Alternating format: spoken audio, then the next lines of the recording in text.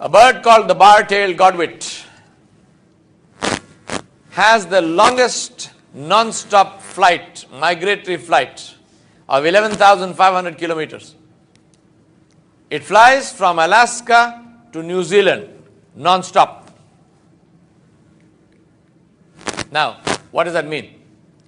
And takes 9 days and nights.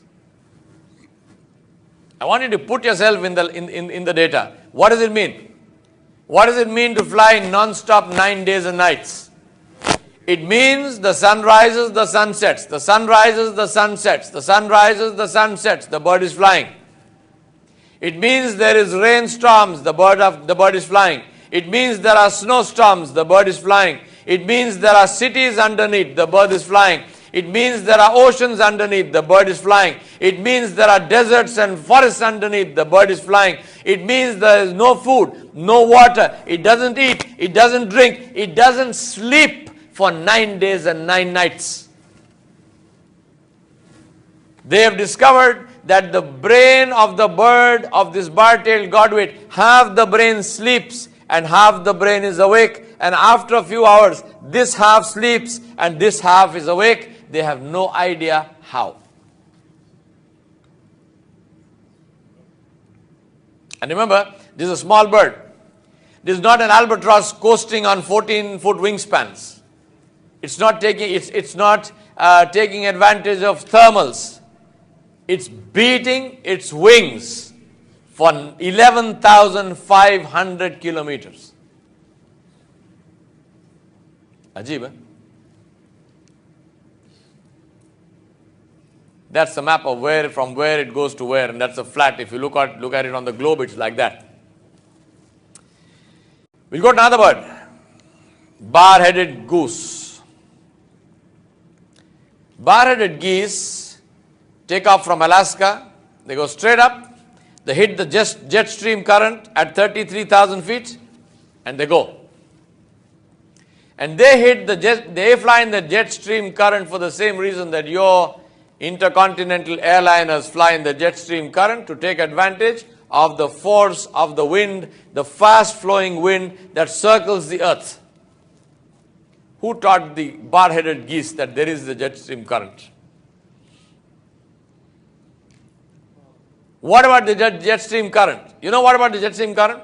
The temperature in the jet stream is minus 59 degrees Celsius. Take the same bar-headed goose, say Bismillahi Allahu Akbar, and put it in your freezer at minus 6, it freezes. The same bird flies at minus 59 degrees Celsius. The amount of oxygen at that height is almost non-existent. And you know what they found? They say that bar-headed geese actually breathe more efficiently in low oxygen atmospheres. What are they saying?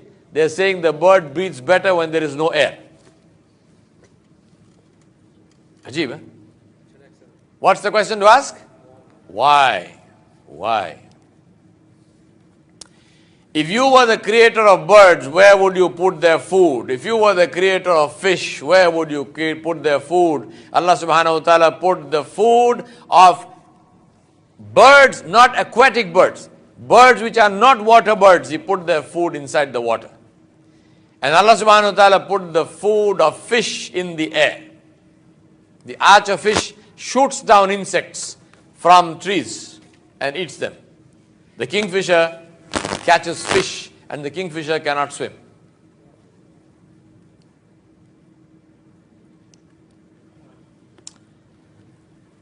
My brothers and sisters, what's the question to ask?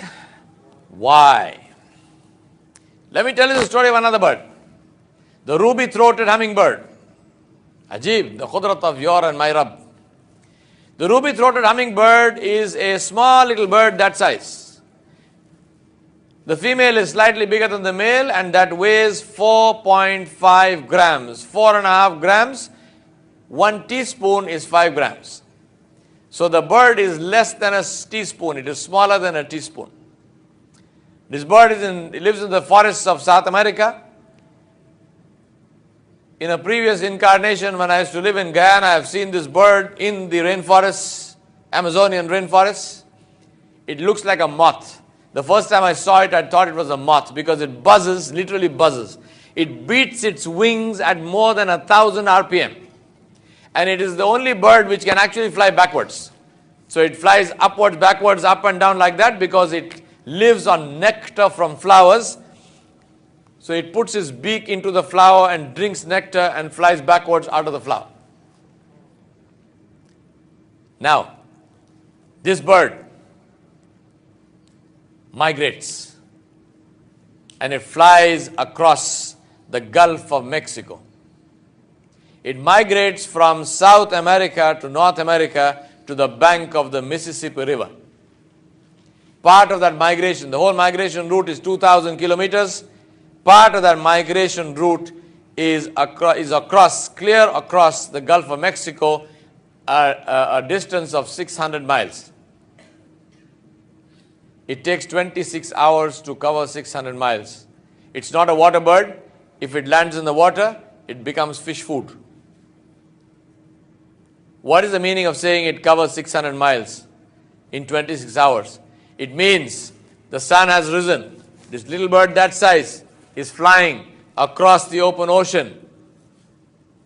Waves underneath, winds on top. Little bird is flying. The sun has risen. The sun is at the zenith. The bird is flying. The sun is setting. The bird is flying. The sun has set. Pitch dark night. The bird is flying. Middle of the night. The bird is flying. Does not lose direction. Does not lose speed. Does not lose energy. Doesn't stop for food. Doesn't stop for water. Sun rises again. 2 hours into the new day, the bird lands in the United States of America without a visa.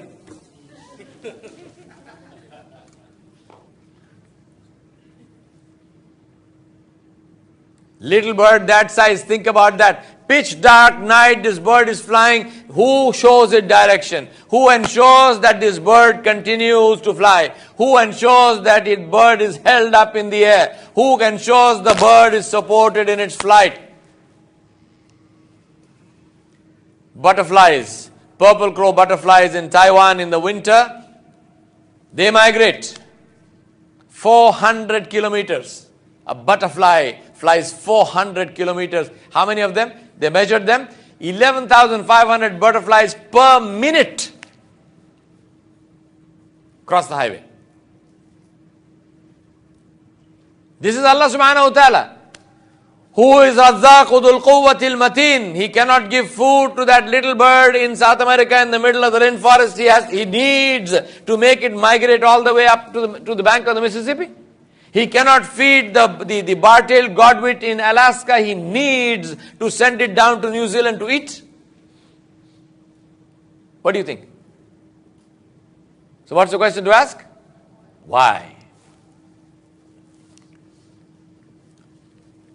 And the answer is so that we understand the tafsir of his kalam, where he said, أَوَلَمْ يَرَوْا إِلَى الطَّيْرِ فَوْقَهُمْ صَافَّاتٍ وَيَقْبِضْنَ مَا يُمْسِكُهُنَّ إِلَّا الرَّحْمَنُ إِنَّهُ بِكُلِّ شَيْءٍ بَصِيرٌ. Pity on us that we teach the tafsir of the kalam of Allah subhanahu wa ta'ala as if there is no creation. And pity on the atheistic scientists who research in the kainat of Allah subhanahu wa ta'ala as if there is no Allah. Pity on both of them. How many of the people, how many of our students who are reading this ayah, who are memorizing the Quran and reading Surah Al-Mulk, who are reading the tafsir of this ayah, how many of them know about the birds that Allah subhanahu wa ta'ala has created? They just say, who is it that holds the birds? Which bird? Name for me one bird. Tell me something about that bird. Zero. How will you be energized? How will you be electrified if you don't have information about what Allah subhanahu wa ta'ala has created?